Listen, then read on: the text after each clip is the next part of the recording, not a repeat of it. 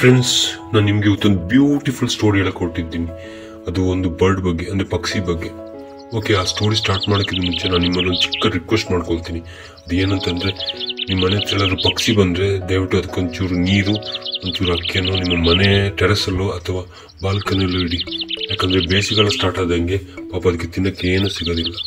Okay, then story start ಮಾಡೋಣ ಬನ್ನಿ. ಒಂದಿನ ಒಂದು ಪಕ್ಷಿಯು ಹಾರ್ಕೊಂಡು ಬಂದು ಒಂದು ಮನೆ ಹತ್ರ ಕೂರುತ್ತೆ.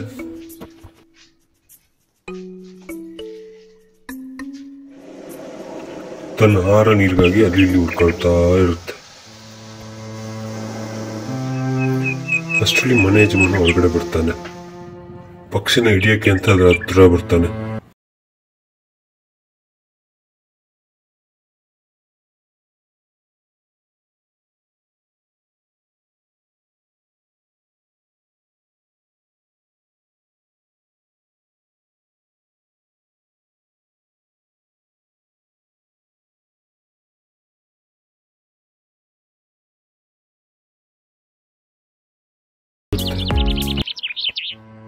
ಅಷ್ಟರಲ್ಲಿ ಮನೆ ಯಜಮಾನ ಹೊರಗಡೆ ಬರ್ತಾನೆ. ಪಕ್ಷಿಗೆ ಹೊಡಿಯಕ್ಕೆ ಅಂತ ಕಲ್ ತಗೊಂಡು ಹತ್ರ ಬರ್ತಾನೆ.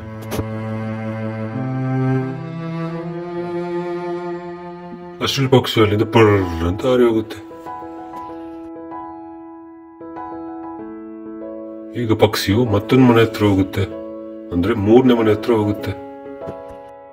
ಅಲ್ಲಿ ಇಲ್ಲಿ ತನ್ನ ಆಹಾರಕ್ಕಾಗಿ ಹುಡ್ಕಾಡ್ತಾ ಇರುತ್ತೆ. ಅಷ್ಟರಲ್ಲಿ ಮನೆ ಯಜಮಾನ ಹೊರಗಡೆ ಬರ್ತಾನೆ. ಪಕ್ಷಿಗೆ ಹೊಡಿಯಕ್ಕೆ ಅಂತ ದೊಣ್ಣೆ ತಕೊಂಡು ಹತ್ರ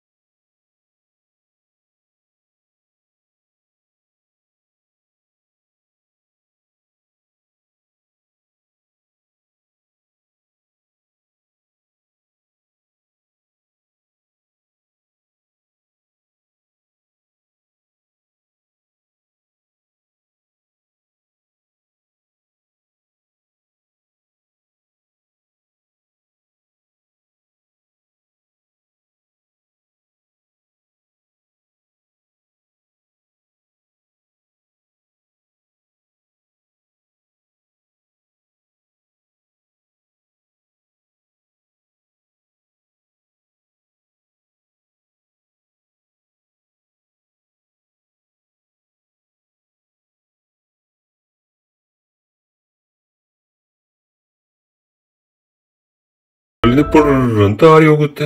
ಈಗ ಈ ಪ್ರಕ್ರಿಯೆ ಸುಮಾರು ದಿನ ನಡೀತಾ ಇರುತ್ತೆ. ಹಾಗೆ ಸುಮಾರು ದಿನ ಕಳೆದ ನಂತರ ಮಳೆಗಾಲ ಸ್ಟಾರ್ಟ್ ಆಗುತ್ತೆ. ಜೋರಾಗಿ ಮಳೆ ಸುರಿಯುತ್ತೆ. ಸ್ವಲ್ಪ ಸಮಯ ಕಳೆದ ನಂತರ ಮಳೆ ನಿಲ್ಲುತ್ತೆ.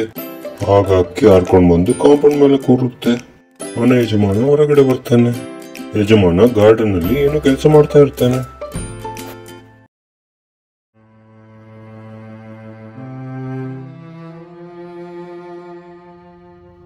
ಪಕ್ಕದಲ್ಲೇ ಒಂದು ಕರೆಂಟ್ ಕಂಬದ ಲೈನ್ ಪಾಸ್ ಆಗಿರುತ್ತೆ.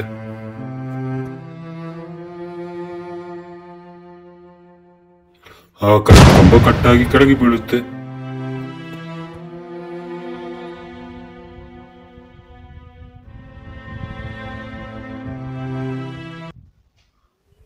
ಆ ಕಂಬದ ವೈರು ಯಜಮಾನ ಕೆಲಸ ಮಾಡುತ್ತಿರುವ ಗಿಡದ ಪಕ್ಕದಲ್ಲೇ ಬಂದು ಬೀಳುತ್ತೆ.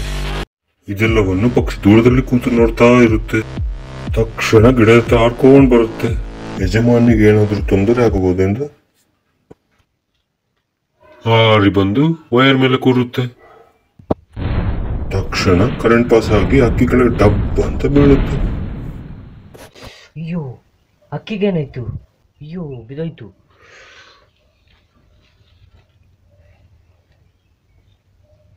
ಅಷ್ಟರಲ್ಲಿ ಪಕ್ಷಿಯ ಪ್ರಾಣ ಹಾರಿ ಹೋಗಿತ್ತು. ಅಯ್ಯೋ, ಸತ್ತೇ ಹೋಯ್ತಲ್ಲ. ಯಜಮಾನ ಅಕ್ಕಿಯನ್ನು ಸವರುತ್ತಾ ಮನೆ ಕಡೆ ಹೋಯ್ತಾನೆ. ಈ ಸ್ಟೋರಿಯ ತಾತ್ಪರ್ಯ ಏನು ಅಂತಂದ್ರೆ, ಯಾವುದೇ ಪ್ರಾಣಿ ಆಗ್ಲಿ ಪಕ್ಷಿ ಆಗ್ಲಿ ತನ್ನ ಅನ್ನದ ಋಣವನ್ನು ಯಾವ್ದು ಇಟ್ಕೊಳ್ಳಲ್ಲ, ವಾಪಸ್ ಕೊಟ್ಟೇ ಕೊಡುತ್ತೆ. Okay, thank you.